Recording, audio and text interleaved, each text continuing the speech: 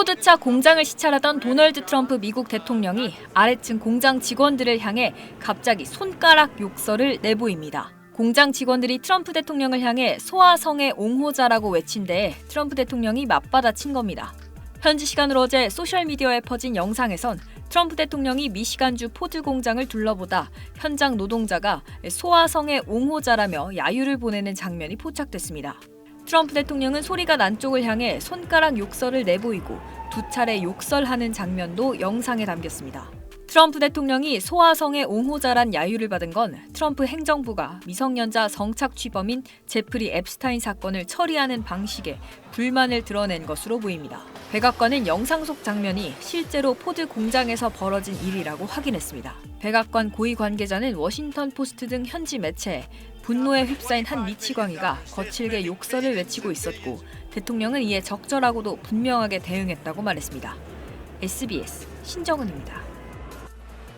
트럼프 미 대통령은 디트로이트 포드 자동차 공장을 방문한 자리에서 제롬 파월 미 연준 의장에 대해 문제가 있는 사람이라고 직격했습니다.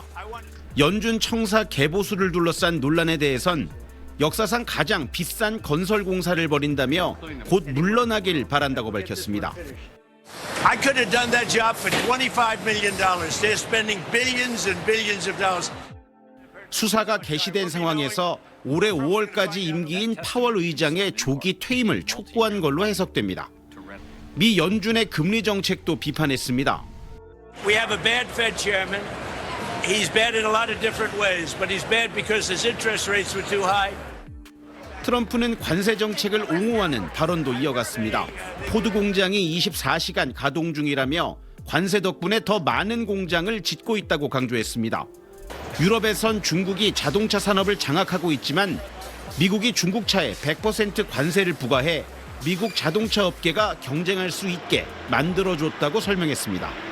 특히 포드의 주력 차종인 픽업 트럭을 거론하며 트럭에 25% 관세를 부과해 폭발적으로 성장했다며 모두가 관세 정책이 옳았다는 걸 인정하고 있다고 주장했습니다.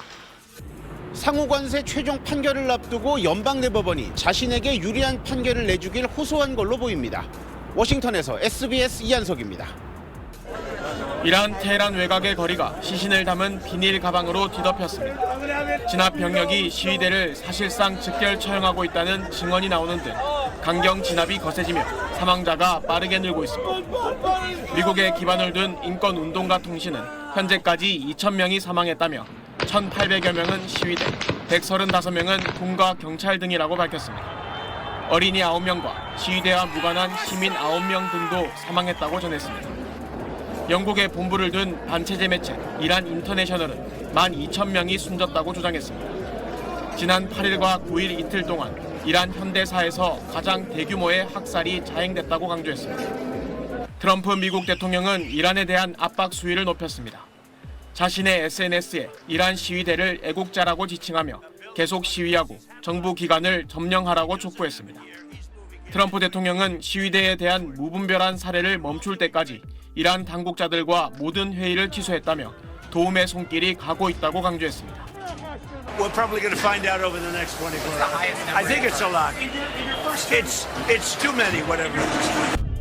트럼프의 중동 특사인 스티브 위트코프가 미국에 망명 중인 레자 팔레비 전 이란 왕세자와 비밀 회동했다는 미 언론 보도도 나오면서 미 정부가 이란 정권의 붕괴 가능성을 염두에 둔 것 아니냐는 관측도 나옵니다. 이란은 시위대의 테러 행위를 미국 등 배후 세력이 조종하고 있다고 주장하면서도 که حاکی از دخالت هم آمریکا و هم اسرائیل در این حرکت تروریستی هست. 미국과 핵 협상을 할 준비가 돼 있다고 밝혔습니다. SBS 정성진입니다. 그린란드와 덴마크, 미국 간의 3자 회담을 하루 앞둔 어제 닐센 그린란드 총리가 기자회견을 가졌습니다.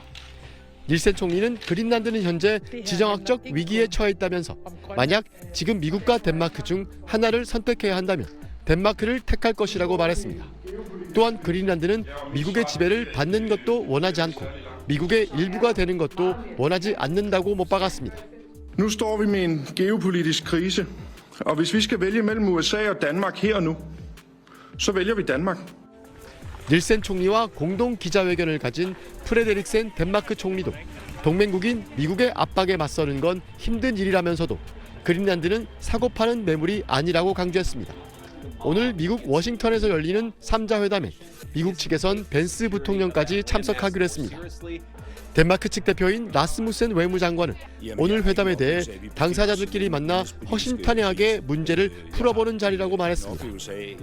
하지만 지난해 그린란드를 직접 방문해 그린란드 주민들에게 덴마크와의 관계를 끊으라고 촉구했던 벤스 부통령이 직접 3자 회담을 주재하면서 결과는 더 예측하기 어려워졌습니다. We could make them much more secure, we could do a lot more protection, and I think they'd fare a lot better economically as well. 한편 미국 양당 의원들이 그린란드를 방문해 그린란드 정부 지지 뜻을 밝혔고 그린란드 병합 제한 법안까지 거론되는 등 미국 내 반대 여론도 커지고 있는 상황입니다.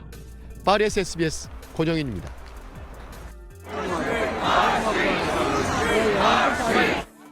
미네소타주 미니애폴리스에 다시 수천 명 시위대가 집결했습니다. 이민세관 단속국 아이스 요원의 총격으로 미국 시민이었던 30대 여성이 숨진 곳입니다. 참가자들은 폭력적인 단속을 벌인 아이스를 몰아내야 한다고 외쳤습니다. I just want to support Minnesota, support our immigrant community and get ICE out of our streets. 미니애폴리스뿐 아니라 동부 뉴욕과 필라델피아에서 서부 로스앤젤레스까지 큰 도시마다 시위대 행렬이 이어졌습니다.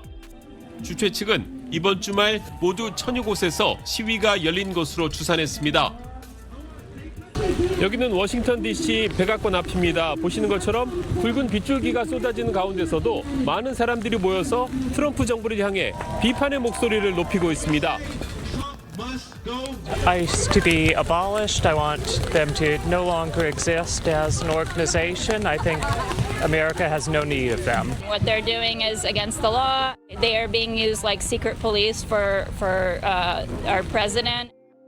금요일 밤 미니애폴리스에선 경찰과 충돌한 시위대 29명이 체포됐고 토요일 밤 LA에서도 일부 시위대가 연행됐습니다.